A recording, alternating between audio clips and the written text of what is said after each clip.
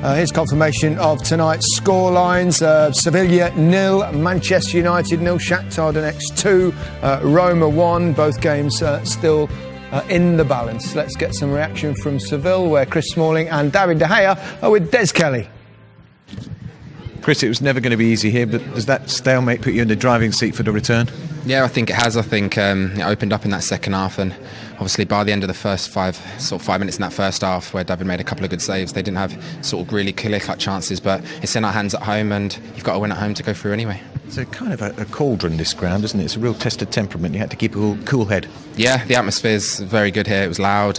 You can tell that it was emotional, and now we had to dig in at times. You said a couple of good saves. I think we thought they were a bit better than that. So when they did get through, David, it was some fine work, particularly in the first half. Yeah, I think they had the best chances of the game. We defend well, but I think they had the control of the ball. They play really well, but the result is open, and we need to play the second leg at Old Trafford. That one-handed save from Muriel, a bit special. I think he came across and congratulated you, or I think he congratulated you. He's probably calling you names. Yeah, it was at the last minute of the first half, so it was an important moment of the game. I made the save. I'm happy for that. Was the game plan then executed as manager wanted? Yeah, I think it was. I think you could tell they tied in that second half, the last 20 minutes, where we were trying to pressure, and now it was very open in that second half. But now it's a result that we're confident at home. Job done. Thank you very much. Thank you. Only one place to start, isn't there, really? I mean, he didn't have that many saves to make, but one in particular just before half-time. David De Gea, extraordinary. Yep, outright the best goalkeeper in the world. Time and time again. We'll come to that in a minute about the best he produces saves like this, but the great goalkeepers don't have to make saves every 10 minutes. He could be called upon once in a game, and he's got to be there. It's that concentration at the top level, and he has that in abundance. Here, I mean, the reflex is here. He waits for him to make. He doesn't gamble. Waits, enormous reacts. speed. It's just the speed of that is phenomenal, breathtaking. Strong hand as well. I mean, I think a lot of goalkeepers, they might get anywhere near with a reaction, but I don't think to get that firm hand, it can be one of those fingertips. Cement, like cement. Right? They say chocolate wrist, don't they? But he's certainly not got those. Yeah, fantastic. Paul, your turn. Eulogise as you will. He's the best. I think he did have a difficult period when he first signed, but from that original difficult time, he's been the best for what, 3 or 4 years now. He's saved Man United so many times. He's saved them so many points. And today he's probably ensured that they'll go through. Well, we were talking before.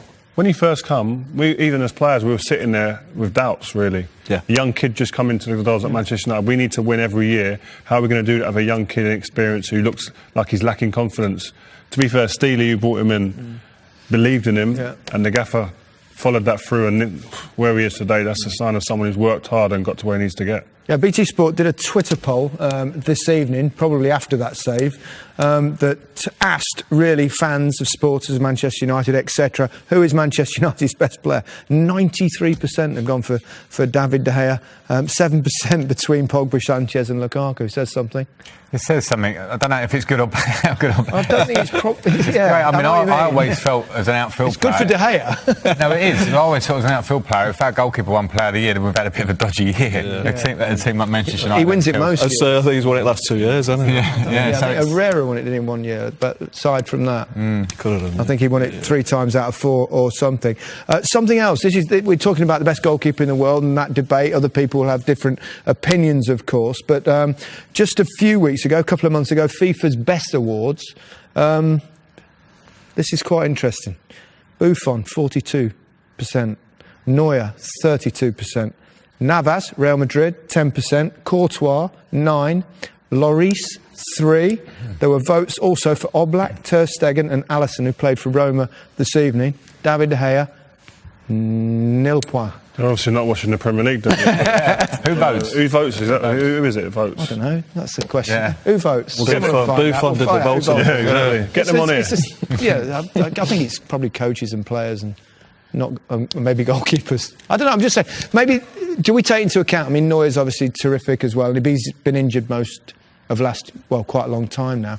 But taking into account, is he as good a footballer as perhaps some of them on the floor? That's quite important nowadays for goalkeepers. I think all round, he's the full package. Yeah. I think you can pick faults Crosses, in all of them. necessarily come out. Yeah, but in today's game, they don't really cross the ball as much anymore. But I think in terms of the all-round package, I think if you looked at all the other games, I don't think they're as strong all-round as he is. I think Buffon's been a great goalkeeper, aging, unfortunately. Yeah, I agree with that, yeah. Neuer, I think there's been big moments in big games where he's conceded a lot of goals. We were speaking about that before, and I don't think he's as complete as David De Gea is today. I'd agree with that, yeah.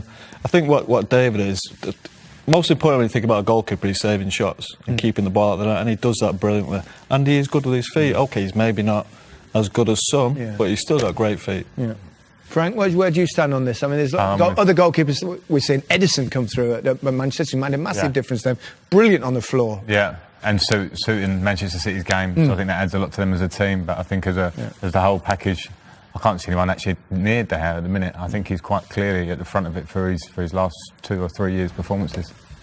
OK, let's bring it back to the game itself that we've seen tonight. Sevilla had 1 or 2 opportunities aside from the save that De Gea made.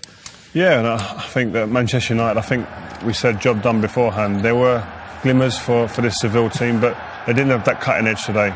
And this was really their opportunity to really put this game to Manchester United, and they didn't really put it to an end. They didn't get the final end product that they were looking for.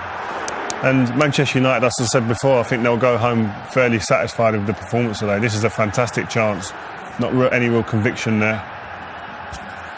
Yeah, I think they seem to lack a bit of conviction. I think they got in some good areas like that, but just weren't ruthless enough. And obviously, they had the great chance what David makes. I think there's another great chance. He should head it back. I think he should head it back towards number 11 there, Correa, who's coming in. But I just don't think they really had that belief that they could go on and beat United. I'm not sure if it was Manchester United's game plan, but they were very content to let them shoot from just outside the box, but then not feel that they were under pressure with it. And they kept shooting, but you never felt massively under pressure. It kind of panned out as the game we expected. Low scoring, draw, good result for Manchester United. What was expected? I think Jose Mourinho's team said a lot from his point of view.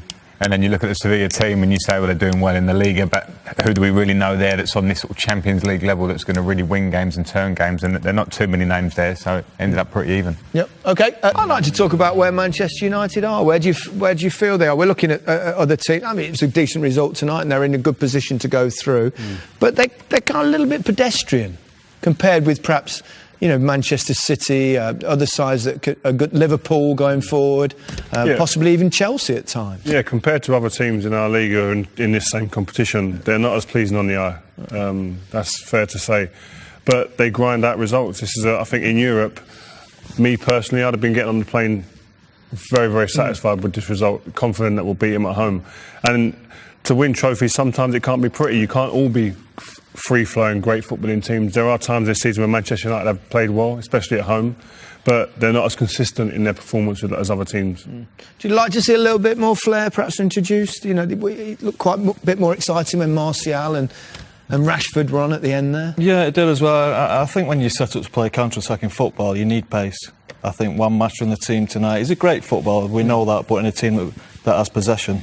Tonight there was just no real pace on either wing. Sanchez didn't have his best game. Again, Lukaku has to be better when the ball's, when you're playing counter-attacking football, the ball's got to stick with him.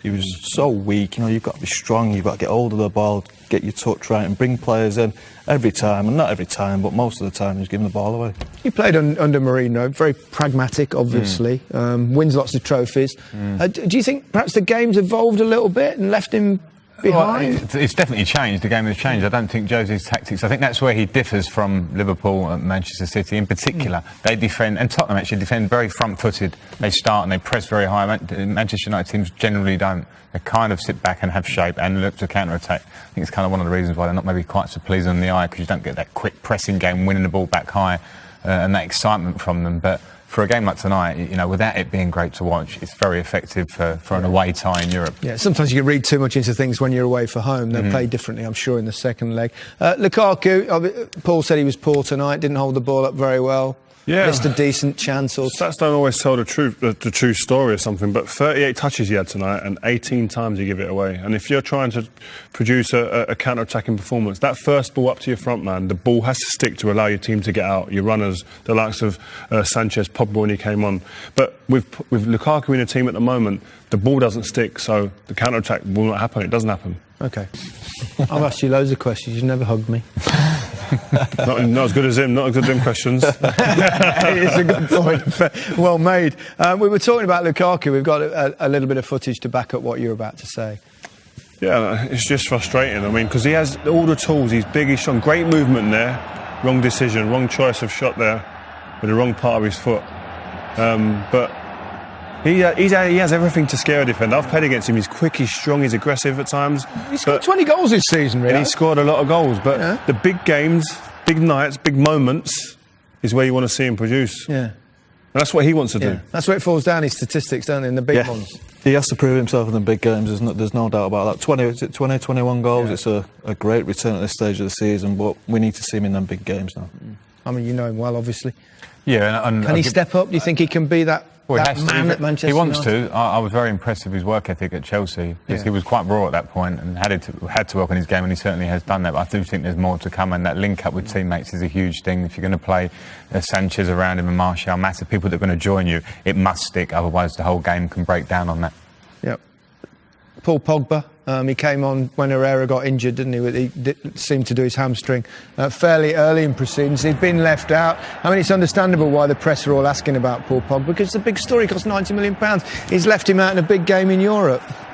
Yeah, there was no surprise he left him out for me, because his last two or three performances haven't been good enough, and he probably couldn't trust him in this game. But he came on and I thought he did all right. It wasn't sensational. It's like most of the players, they kind of just did all right. Yeah, I think he was right to talk about McTominay. I thought he was excellent for the job he was given, because Banega's no doubt their best player, and you didn't really see him in the game at all. So he really nullified him. I thought he was good. And I thought Matic as well. I thought all three of them played well. You'd just like to see that bit more quality in forward areas. I think that was the only thing that this performance lacked, really. This is a touch match. I agree. I think he did okay. I think at this level of football, you have to, as a midfield player, I did it many a time, you have to accept you go away. And you don't. Maybe you have a funny feeling after this game. Did I influence it much? You know, did I get in the box as much as I wanted to? Sometimes you don't. I think he did that sort of steady job that helped the team. We've all played in games where it's kind of okay. Did you used to beat yourself up at all after matches? Certainly would do. But if I did okay in that, I think as I became more mature, I understood your role in the team, and you understand that's what you have to do. You know, you go away wanting a bit more. That's normal. It's human nature, I suppose. And Paul as well. How were you about your own performance? Did you self-evaluate a lot? Yeah, a lot. Yeah, I wouldn't have been happy tonight. No. 0-0. I definitely wouldn't have been happy. I think as a midfield player, as an attacking midfield player, when I was younger, if I didn't score a goal or didn't make a goal, I was upset. If the later day didn't influence him, if I wasn't on the ball controlling play, I wouldn't be happy. Yeah, Rio's a defender. You'd be chuffed. I'd have been delighted. I'd be blaming the forwards. Well done, Scholes and Frank. Brilliant. Well done, protected me. Yeah. Alexis Sanchez. It was another player that he didn't really have much influence, gave the ball away a bit, didn't happen for him. Yeah, the fluidity of the front three really never really came together at all. I think it was he played out from the left-hand side. Again, he looks to link play. He wants to make runs, people play him in, or to actually start the movement and play and run and feed off other people. And he just never really got going. Never seemed to really form any partnership with anyone on the pitch today, and just looked a little bit like a lost soul out there. Yeah. And a real frustrated figure. We've all played in these games, and they're not as easy as sometimes you think they should be. It's hard to play against. They keep possession very well. Spanish teams, Portuguese teams, German teams. It's not that easy. Sometimes, do you think we expect too much? Do you think of our teams away from home? La Liga's been the most successful league in European football for a long time. I think the bar's been raised a little bit, though, this last week, especially with City winning 4-0 away, with Liverpool winning 5-0 away. Them performance, that's why when you see United against not a great Sevilla team, you expect more. You expect them to go to them places and win. What they haven't done, but it's still a great result, and you still expect them to go through without a problem. No, they should do. Big few weeks for Manchester United. It's big few weeks for all teams, of course, at this stage of the season, but a tough one as well. Chelsea on Sunday, of course, then Palace away, always tricky. Liverpool, Sevilla, the second leg. big moments, but that's what happens when you go to big clubs. You're going to have a stage in the season where you're going to have some huge games that are very meaningful coming to the end of the season. So, as a player, you lick your lips when you see fixtures like that come in. That's what you want. You want to be in the big games, big moments to define a season. And sometimes those games are easier and more fun and more vibrant to play in.